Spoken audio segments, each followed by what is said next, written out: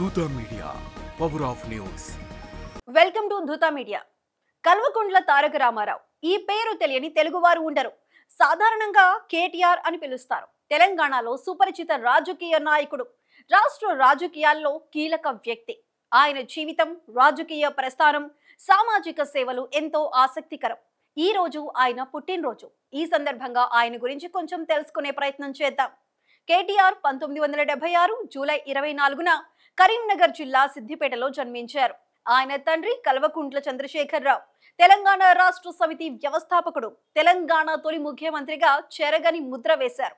ఇప్పుడది భారత రాష్ట్ర సమితిగా మారింది. తల్లి శోభ, సోదరి కవిత కూడా రాజకీయాల్లో చురుగ్గా ఉన్నారు. చిన్నప్పటి నుంచి రాజకీయ వాతావరణంలో పెరిగిన కేటీఆర్ తండ్రి పోరాటాలను దగ్గరగా చూశారు. ఈ నేపథ్యం ఆయనలో ప్రజాసేవపై ఆసక్తిని పెంచింది. కేటీఆర్ హైదరాబాద్ లోని సెయింట్ జార్జ్ గ్రామర్ పాఠశాల, నలంద పబ్లిక్ పాఠశాలలో చదివారు. నిజాం కళాశాల నుంచి జీవశాస్త్రం, రసాయన శాస్త్రం, వృక్ష శాస్త్రంలో బిఎస్సి పూర్తి చేశారు. పూణే విశ్వవిద్యాలయంలో జీవ సాంకేతిక శాస్త్రంలో ఎంఎస్సి, న్యూయార్క్ సిటీ విశ్వవిద్యాలయంలో మార్కెటింగ్, ఈ కామర్స్ లో ఎంబీఏ చేశారు. 2001 నుంచి 2006 వరకు అమెరికాలో సమాచార సాంకేతిక రంగాల్లో పనిచేశారు. తెలంగాణ ఉద్యమం, సామాజిక సమస్యలపై ఆసక్తితో 2006లో భారత్కు తిరిగి వచ్చారు. తెలంగాణ రాష్ట్ర సమితిలో చేరిన కేటీఆర్ తెలంగాణ రాష్ట్ర ఆవిర్భావం కోసం తండ్రి నాయకత్వంలో పనిచేశారు. 2009లో సిరిసిల్ల నియోజకవర్గం నుంచి తొలిసారి శాసనసభ్యుడిగా గెలిచారు. 2014లో తెలంగాణ రాష్ట్రం ఏర్పడిన తరువాత సమాచార సాంకేతిక, పంచాయతీరాజ్, గ్రామీణాభివృద్ధి మంత్రిగా నియమితులయ్యారు. 2016 నుంచి మున్సిపల్ పరిపాలన, పట్టణాభివృద్ధి, పరిశ్రమలు, వాణిజ్యం, గనులు, ఎన్ఆర్ఐ వ్యవహారాల శాఖలను నిర్వహించారు.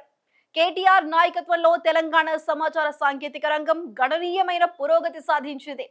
5 ఏళ్లలో సమాచార సాంకేతిక ఎగుమతులు రెట్టింపయ్యాయి.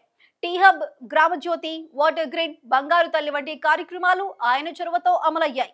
టీహబ్ కోసం ఇన్ఫోసిస్, అడోబ్, బయోకాన్ వంటి ప్రముఖ సంస్థల నాయకులను ఆకర్షించారు. 2015లో సిఎన్ఎన్, ఐబిఎన్ బ్రిడ్స్ పత్రిక నుంచి అత్యంత ప్రేరణాత్మక వ్యక్తి అవార్డు, 2020లో స్కోచ్ ఉత్తమ సమాచార సాంకేతిక మంత్రి అవార్డు అందుకున్నారు.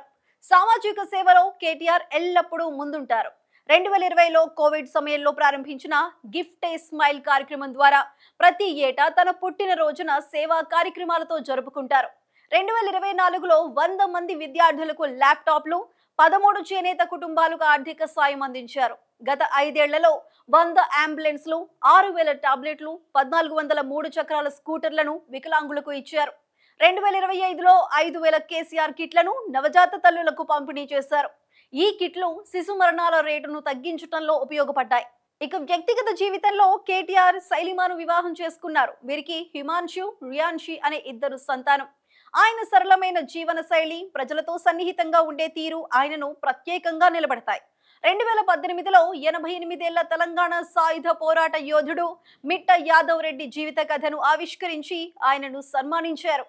రాజకీయంగా కేటీఆర్ సిరిసిల్ల నియోజకవర్గం నుంచి వరుసగా గెలుస్తూ భారత రాష్ట్ర సమితి కార్యనిర్వాహక అధ్యక్షుడిగా కొనసాగుతున్నారు.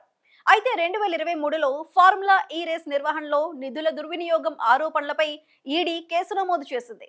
ఈ వివాదం ఆయన రాజకీయ జీవితంలో సవాలుగా మారింది. కేటీఆర్ జీవితం విద్యావంతుడిగా, రాజకీయ నాయకుడిగా, సామాజిక సేవకుడిగా ఎలా రాణించాడో చూపిస్తుంది. తెలంగాణ అభివృద్ధి, ప్రజల ఆకాంక్షల కోసం ఆయన చేసిన కృషి ఎన్నటికీ గుర్తుండిపోతుంది. ప్రజల అంచనాలను నెరవేర్చడమే నా లక్ష్యం అని ఆయన చెప్పిన మాటలు ఆయన సేవా తత్పరతను చాటుతాయి. ఆయన ఈ విధంగానే తన జీవితంలో మున్ముందుకు కదలాలని ఆశిస్తూ మన దూత మీడియా తరపున కేటీఆర్ కి పుట్టినరోజు శుభాకాంక్షలు. For more updates please subscribe దూత మీడియా.